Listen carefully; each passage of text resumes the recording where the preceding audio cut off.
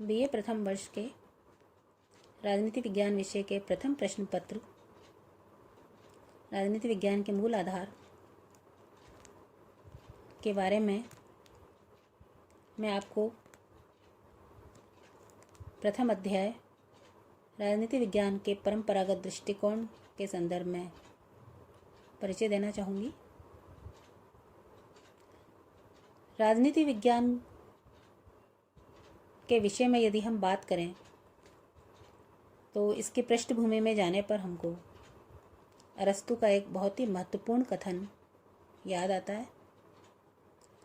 अरस्तु ने लगभग 3000 वर्ष पूर्व ये कहा था कि मनुष्य एक सामाजिक प्राणी है और वह समाज में रहता है, और यदि कोई ऐसा मनुष्य है जिसे समाज की आवश्यकता ही न हो तो उसे मनुष्य मत समझो, वह कोई जंगली जानवर या देवता ही हो सकता है।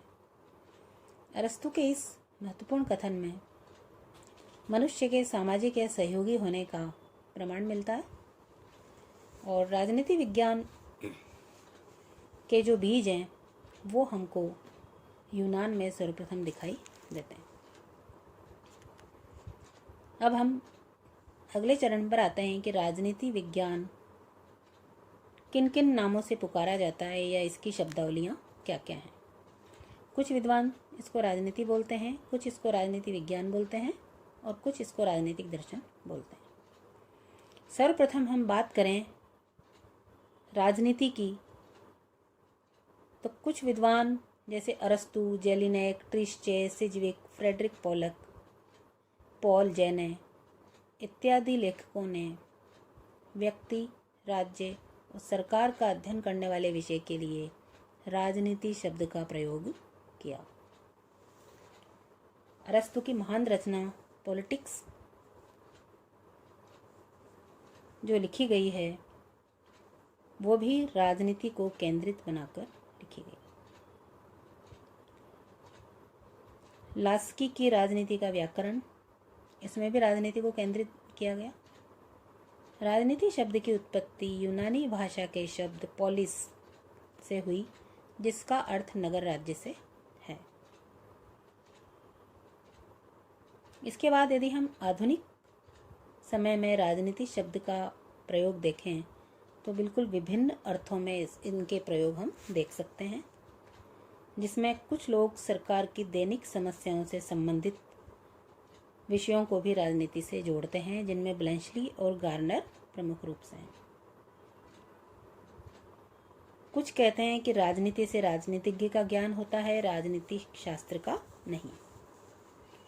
कुछ व्यक्ति या विद्वान सीमित अर्थों में भी राजनीति का वर्णन करते हैं, जैसे गृह राजनीति, समूह राजनीति, ग्रामीण राजनीति, छात्र राजनीति, भारतीय राजनीति।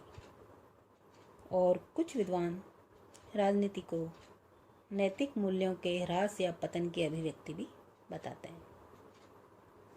तो राजनीति के विभिन्न पक्ष देखने के बाद हम ये कह सकते हैं कि राजनीति शब्द की जो व्याख्या है विद्वानों ने अपने अपने अनुसार की और उसको अलग अलग अर्थों में परिभाषित किया।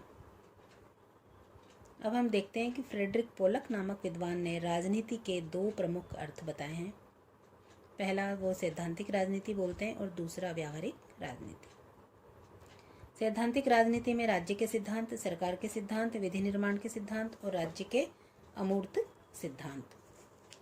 व्यावहारिक राजनीति की अगर हम बात करें तो राज्य, सरकार, विधि और राज्य का व्यावहारिक रूप। कुछ विद्वान राजनीतिक दर्शन भी बोलते हैं। राजनीति विज्ञान को कुछ विद्वान राजनीतिक दर्शन का नाम देते हैं, जिनमें Plato, Hobbes, Locke, Rousseau, Hegel, Kant, Bentham और जॉन स्टुअर्ट मिल सर्वप्रमुख हैं। इन विद्वानों के अनुसार राजनीति विज्ञान में आदर्श कल्पनाओं, विचार, स्मृतियों इनका भी स्थान होता है। तीसरी प्रकार की जो श्रेणी है, जो सबसे उपयुक्त शीर्षक इसका बताती है कि यह राजनीति विज्ञान ही है जो सर्वाधिक उपयुक्त है, या इसको राजनीति विज्ञान ही नाम दिया जाना सर्वोच्च उपयुक्त है।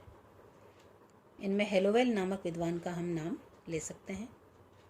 तो इस प्रकार से राजनीति विज्ञान का जो नाम विभेद है, राजनीति, राजनीतिक दर्शन और तीसरा राजनीति विज्ञान, इन तीनों की चर्चा करने के बाद हम इस निष्कर्ष पर पहुँचे कि राजनीति विज्ञान ही इसमें सर्वाधिक उपयुक्त संज्ञा है। और राजनीति विज्ञान की जो परिभाषा है, अगर न्याय संगत परिभाषा हम देखें तो राजनीति विज्ञान समाज विज्ञान का वह अंग है जिसके अंतर्गत मानव जीवन के राजनीतिक पक्ष के अतिरिक्त राज्य, सरकार, कानून और अन्य संगठनों का अध्ययन भी किया जाता है। धन्यवाद।